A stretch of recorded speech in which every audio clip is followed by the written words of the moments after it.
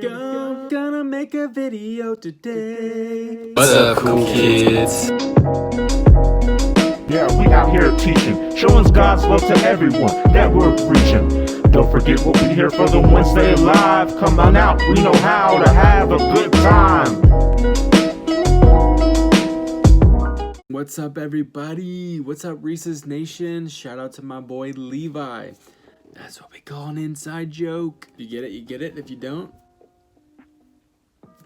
then you don't. We're starting a new series. Can't wait. The King's Speech. Who's the king?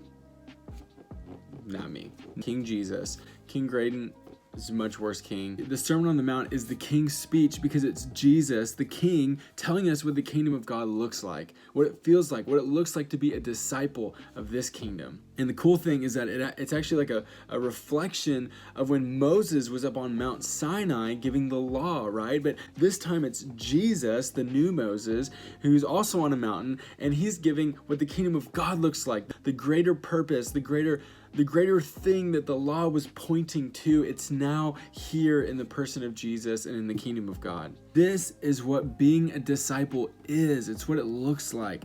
This is what he's going to bring us into. Now, I've got to say, throughout history, Christians have done a lot of different things with the Sermon on the Mount, and they found a lot of creative ways to get out of obeying the Sermon on the Mount. It's like we figured out ways to become exempt. Like, yeah, that would be for me, except, I have this condition, and so I can't do it. Like the Sermon on the Mount is like, it's awesome, like it makes me feel good, but also like it's impossible. And so really the point of it is that Jesus didn't want us to obey it. Or it's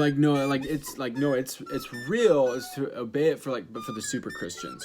Like the monks and the nuns, like it's for them, but it's not for me. I'm just little old me. Don't have to obey the Sermon on the Mount. You do, but because you're a super Christian. Or like maybe Jesus meant like I want you to like be merciful like as a feeling, or like poor in spirit, like internally, persecuted in theory, but he doesn't actually want that for us. He wants us to have like lots of piles of money and stuff. Yeah. I think those interpretations are a mistake because they get us off the hook from simply obeying Jesus. Jesus's words matter. The things that he said, they matter. They mean something for our lives. And I think we need more simple obedience, not figuring out a way about how this makes sense when I don't actually want to obey it or I feel like I can't.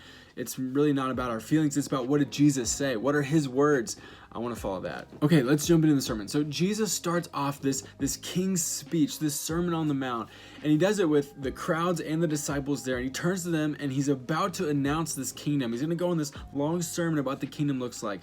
And think about that. I want you to think about that. If you were a king and you were announcing a new kingdom, what would you say?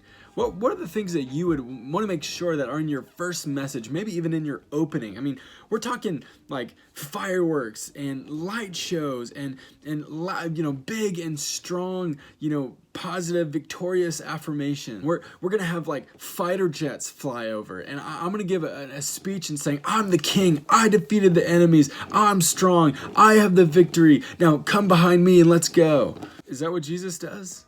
King Jesus starts off with something called the BEATITUDES, and it's a series of blessings, but it's not the blessings that you would expect. Starting in verse 3, Blessed are the poor in spirit, for theirs is the kingdom of heaven. Blessed are those who mourn, for they shall be comforted. Blessed are the meek, for they shall inherit the earth. Blessed are those who hunger and thirst for righteousness, for they shall be satisfied. Blessed are the merciful, for they shall receive mercy.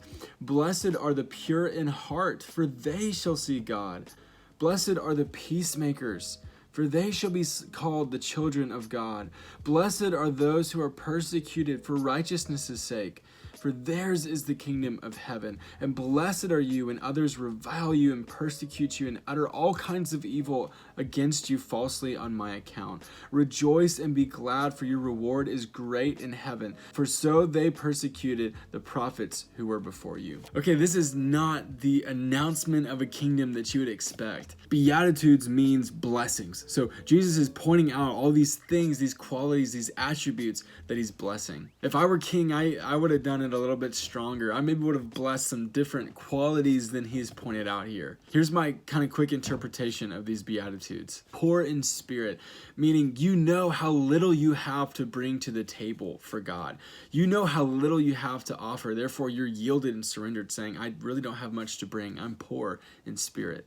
Those who mourn, meaning you're longing for things to be made right. You see the way that things are not right now. Meek, meaning that you're not power hungry. You're not looking for control, whether it's on your best day or your worst day, whether you've been elevated or humiliated, you're simply humble. Hungry for righteousness, meaning you crave the things of God daily and continually. The merciful, meaning the ones who extend mercy whether they feel like it or not. You may even be justified to withhold it, and yet you'll extend mercy. The pure in heart, meaning those who have integrity and that their heart has a purity and desire to honor God in whatever you do. The peacemakers, meaning the ones who actually step into the conflict so that they can bring restoration. And the persecuted, the ones who have acted righteously at cost to themselves. These are the things that Jesus is blessing. He's saying this is what a disciple of Jesus will look like. You don't have to you don't have to make yourself be these things. It's just simply going to happen if you follow Jesus.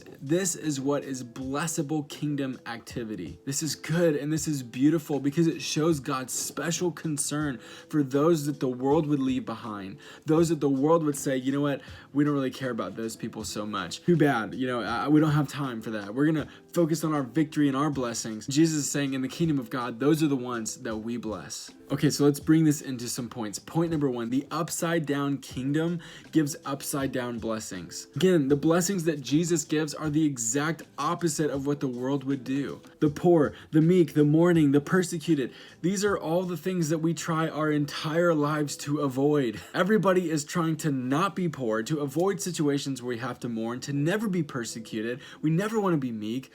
And Jesus is saying these are the ones who are blessed in the kingdom of God. These are the ones that are inheriting the kingdom of God. The kingdom of God is an upside down kingdom. It's totally different than the kingdoms of the world. In a year like 2020, we've learned a lot of hard lessons. Like, we're not in control.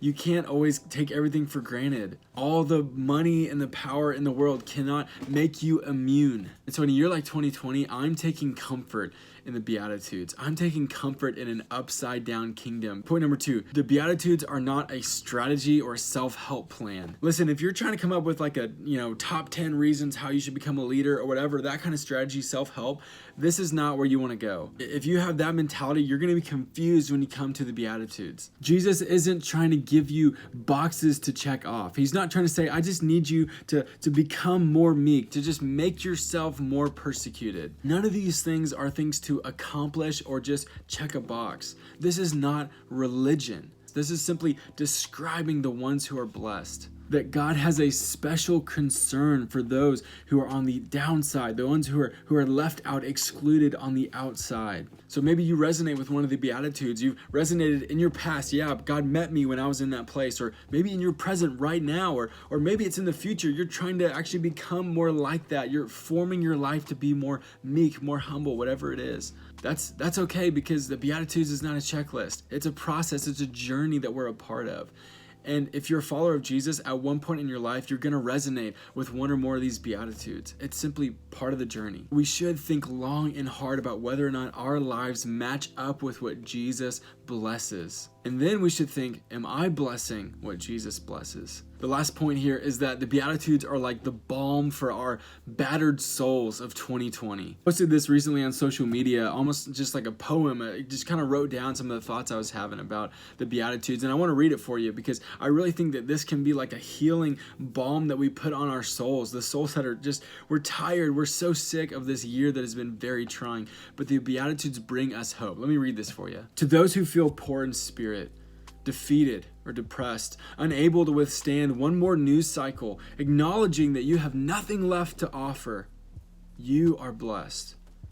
To those who are mourning the 1 million plus COVID deaths, the small businesses lost, racial injustice, the time we've lost with loved ones, you are blessed. To those who are meek, willing to show weakness, being others focused even when others are not participating in the chaos, you are blessed. To those who hunger for righteousness, doing good deeds for God's sake and not our own, surrendering to God no matter the cost, you are blessed.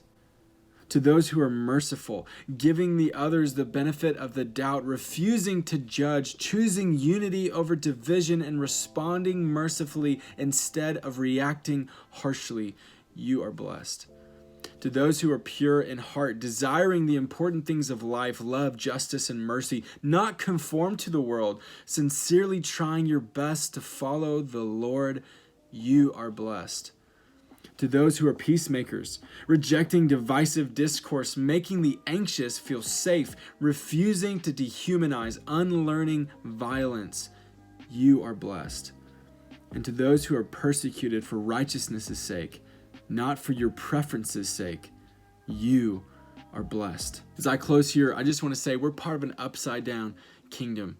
Right after these Beatitudes, Jesus says that you are the salt, you are the light. I think it's important for us to see this teaching as kind of an anchor for the Beatitudes. You know, the thing about salt is that it only does its job when it makes contact with whatever it's salting. Salt in itself is just salt, but when it makes contact with food, when it makes contact with the road, when it's icy, when it becomes infleshed in that, that's when it does its job. You see, as the people of God, we're called to be salt of the earth, not salt in a salt shaker, where we just kind of stay inside, we stay in our bubble. We're called to make contact with the world. We're called to be infleshed, just like the incarnation, Jesus taking on human flesh and coming into the world.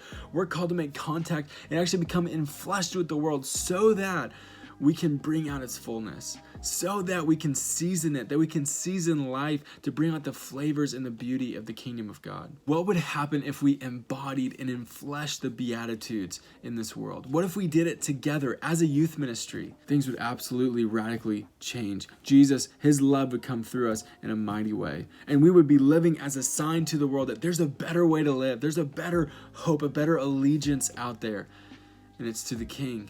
It's to King Jesus. All right, we'll see y'all tonight on our live YouTube show. And I want you to share this with somebody today. Somebody needs this word right now. We love you guys. See y'all later.